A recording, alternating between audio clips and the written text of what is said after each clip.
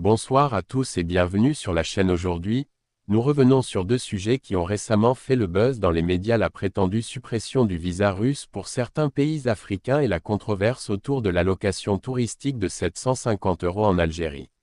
Nous allons démêler le vrai du faux et vous expliquer les faits tels qu'ils sont réellement. Selon une information relayée par des médias et largement partagée sur les réseaux sociaux ces derniers jours, la Russie aurait supprimé le visa pour les ressortissants de certains pays africains, dont le Maroc et la Tunisie, mais pas l'Algérie. Qu'en est-il vraiment? La déclaration portant sur l'exemption des ressortissants de plusieurs pays d'Afrique, dont le Maroc et la Tunisie, de l'obligation du visa pour rentrer en Russie a été attribuée à la directrice de la coopération avec l'Afrique au ministère russe des Affaires étrangères, Tatiana Dovgalienko. Non, la Russie n'a pas supprimé le visa pour les Marocains et les Tunisiens. Certains médias ayant relayé l'information ont particulièrement insisté sur l'exclusion de l'Algérie de cette mesure. Mais en réalité, il s'agit d'une fake news, basée sur une interprétation erronée de la déclaration de la responsable russe. La Russie n'a pas pris de nouvelles mesures visant à exempter les détenteurs des passeports marocains et tunisiens de l'obligation du visa, confirment des sources diplomatiques russes au journal marocain L'Opinion. Cette « fake news » a pris forme à partir d'une interprétation erronée d'une dépêche de l'agence russe Interfax, précise la même source. La dépêche en question reprend une déclaration de Tatiana Dovgalienko qui a parlé, certes, d'exemption de visa, mais à titre de rappel uniquement et surtout pour le côté russe, soulignant que les ressortissants russes peuvent accéder à 11 pays africains, y compris le Maroc, sans visa. Les Algériens, Tunisiens et Marocains sont toujours soumis à l'obligation du visa russe. Ces propos ont donc été inversés, ce qui a donné naissance à la fausse information sur l'exemption des ressortissants de certains pays africains de l'obligation du visa pour entrer en Russie. Si une exemption de visa avait été nouvellement décidée, une telle mesure aurait été annoncée par les canaux officiels, à savoir le ministère russe des Affaires étrangères ou l'ambassade de Moscou à Rabat, ajoutent les sources citées par le média marocain.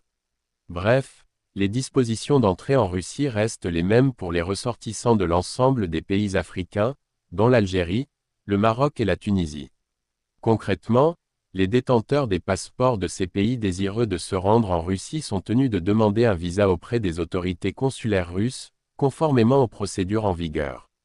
La principale condition instaurée par la Banque d'Algérie pour l'obtention de l'allocation touristique de 750 € est jugée injuste et inéquitable par l'Organisation algérienne de protection des consommateurs, Imayatech.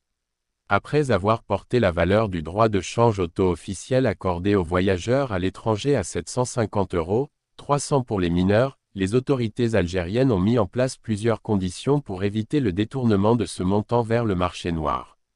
Passer une semaine à l'étranger. Pour obtenir de l'allocation touristique de 750 €, un séjour à l'étranger d'au moins 7 jours est en effet obligatoire, entre autres conditions. Or, pour l'Organisation algérienne défense des consommateurs, Imayatech, cette condition est injuste et inéquitable.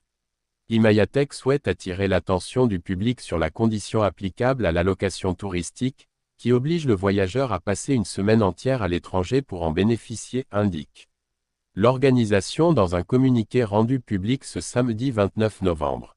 Selon l'association, cette mesure a suscité de nombreuses réserves, car elle est jugée injuste et ne reflète pas la réalité des voyages, la qualifiant d'inéquitable, car elle ne tient pas compte des situations exceptionnelles de nombreux citoyens. Il s'agit en particulier des malades qui sont contraints de voyager d'urgence pour des soins, mais qui ne peuvent pas rester une semaine entière à l'étranger en raison de leur état de santé ou de leurs obligations thérapeutiques. Appel au retrait immédiat de cette condition. Le droit de change au taux officiel accordé une fois par an aux voyageurs à l'étranger est un droit pour les citoyens et doit être versé selon un principe d'équité et sans imposer de conditions qui affectent une grande partie des bénéficiaires, estime l'organisation.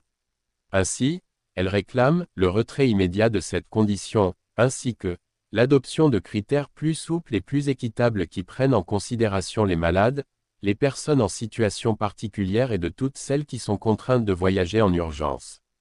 L'organisation Imayatech assure qu'elle compte suivre de près ce dossier et plaider pour la protection des droits des consommateurs et la préservation de leur dignité dans tous les domaines. Merci à vous d'avoir regardé cette vidéo jusqu'au bout. N'hésitez pas à liker, Partagez et vous abonnez pour ne rien manquer de nos prochaines analyses et actualités. Votre soutien nous permet de continuer à vous informer avec précision et impartialité.